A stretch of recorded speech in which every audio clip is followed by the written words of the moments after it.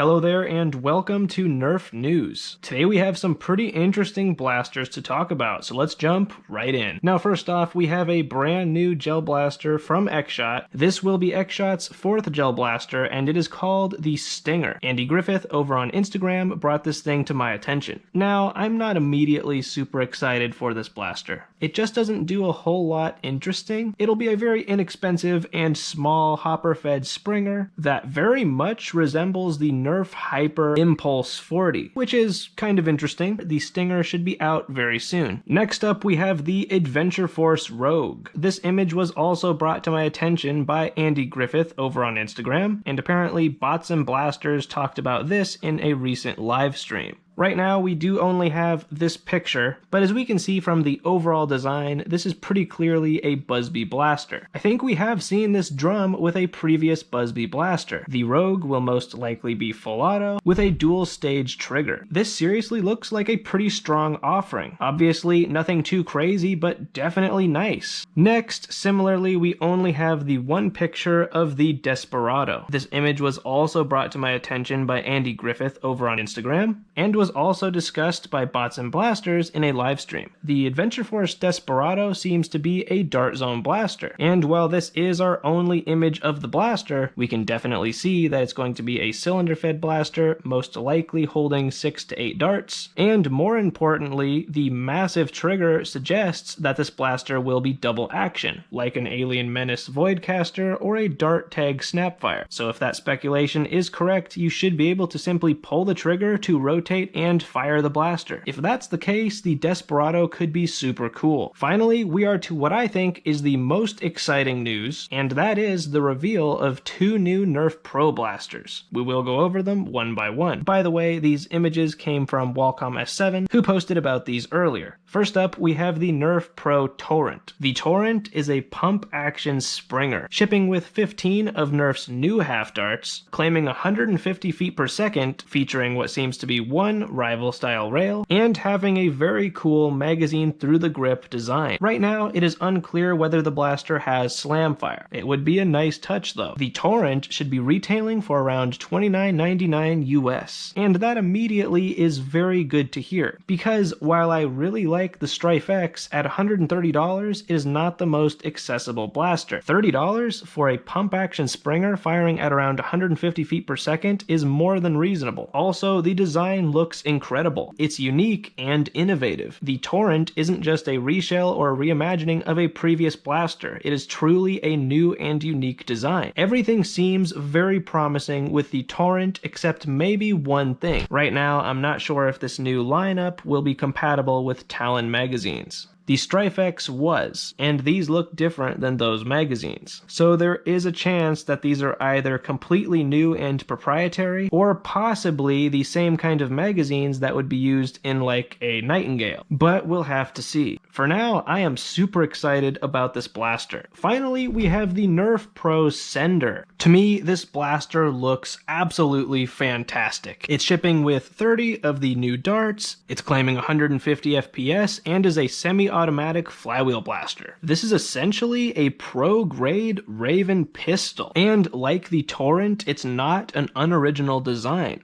The design is very interesting and unexpected, but certainly not in a bad way. Now, out of the box, this might hit even harder than 150 feet per second, seeing as the Strife X also claimed 150 feet per second, but certainly hit a little bit higher than that. I can't stress how much I love this design. By the way, this blaster will retail for around $50 US. When compared to the $130 Strife X, and even to other blasters in the space, that is more than reasonable. I seriously couldn't be more hyped for the Sender, but I will say the only thing that is a little bit negative about this blaster is the fact that we are not getting a rechargeable battery, and instead this will run on AA's. While that is not ideal, it means this blaster can have a slightly lower retail price, and I'm sure it won't be too hard to convert this thing to a LiPo. Both of these new Pro blasters look very promising, and I'm very excited to see what else Nerf comes out with in their Pro line. But that's all for today. I would love to hear what blaster you are most excited about. Have a good one, subscribe for more, and happy blasting.